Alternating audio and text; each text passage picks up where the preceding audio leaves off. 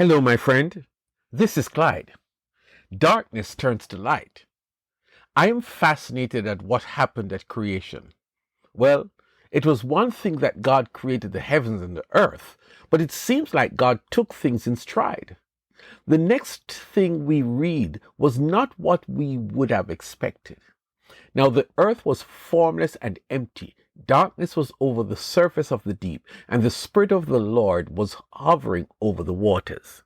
Genesis 1 and verse 2. I cannot even imagine what that looked like. There was nothing. No hills, no valleys, no fireflies, no waterfalls, no reptiles, no fruit trees, no sound, nothing. The earth was barren, and there was no light, and the Spirit of God hovered over the waters. There was life, but there was no light. The life was the Spirit of God, but in that moment we learned something about God. God is self-sufficient. God did not need human life, animal life, plant life, water. God did not need anything in order to be God. In this world of nothingness, there was God, and he was not scared. And then something happened. All that happened was that God spoke, "Let there be light." And there was light. What is light? Light comes from God, or God creates light by his words, and light becomes the first thing in our human understanding that suggests that there is a God. He produced light for the planet using nothing. He just simply spoke light into existence. Amazing. Earth did not know light, and earth did not know that it needed light because there was no sign of life. But when the eternal God spoke those famous words, light came forward, and mankind has not been without light since. We need light. We need light to see, we need light for energy, we need light for plants to grow, we need light to safely navigate through the unformed, uninhabited, and dark continent. We need light to be our guide from out of dangerous places to someplace safe. We need light, for how else would we survive darkness? Jesus turns up on the planet several hundreds of years later. And he turns up because there was darkness all over the world. What? Yes, Jesus found the planet in utter darkness. Except this time, the earth was not formless and it was not empty. The planet was occupied by humans, and this time the spirit of evil hovered over the earth, and he sustained the darkness that has gripped the earth. He delights in the darkness because he gets humans to do works of darkness. Jesus came into the world because he knew that extent that this world was wrapped up in the canopy of darkness. So Jesus introduced himself to the earth, and this time there was a violent reaction. In fact, this cosmic battle between Jesus and the devil was about to get even more intense. 8 days after being born, however, in a stable, his mother and Joseph took him to the temple. There was a righteous and devout man named Simeon. He knew this baby, and without asking questions of Mary and Joseph, Simeon prayed over the infant child and made a special announcement in an old-fashioned manner.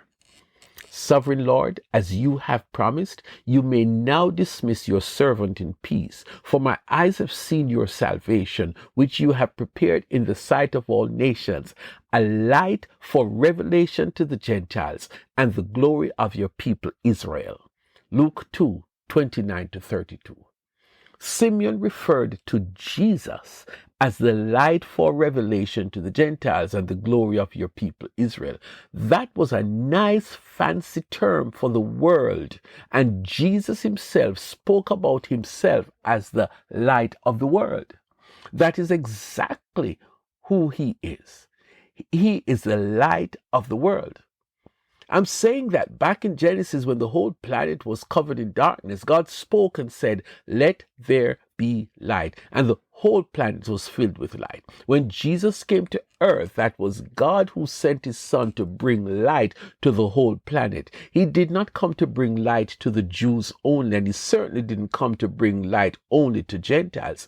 Jesus is the light of the world, and believe me, the light is still penetrating some dark places and dark hearts, because there are still some people who are in darkness of sin, and when they hear the gospel, some of them resist.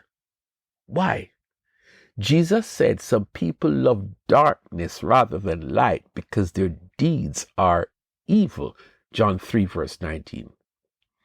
But when others hear about Jesus, they cry out to him, inviting light into their darkness. And just like it happened at the dawn of creation, that is what happens to a person who gives their life to Jesus. Jesus, the life, comes into their dark life, and immediately there is light. You see, at the beginning of the world, God spoke, "Let there be light," and the whole earth was flooded with light. But now, under the Jesus regime, God speaks light, but each person has to respond. And for those who respond positively to the light, light comes into that life. Jesus, the light, comes into their dark lives, and immediately there is light. Immediately, the darkness that Satan had plunged that person in, that person experiences the radiant light of Jesus. So I stopped by to encourage you to tell people about Jesus, because each time you tell them, you are giving them an opportunity to invite light into their darkness. Each time you are giving someone the privilege to come out of their darkness, the darkness of a sinful existence, into the light of a beautiful relationship with Jesus. Next time you share Jesus with someone, understand that you are introducing that person to the light of the world. That is the greatest thing you could ever do for someone who has been living in darkness.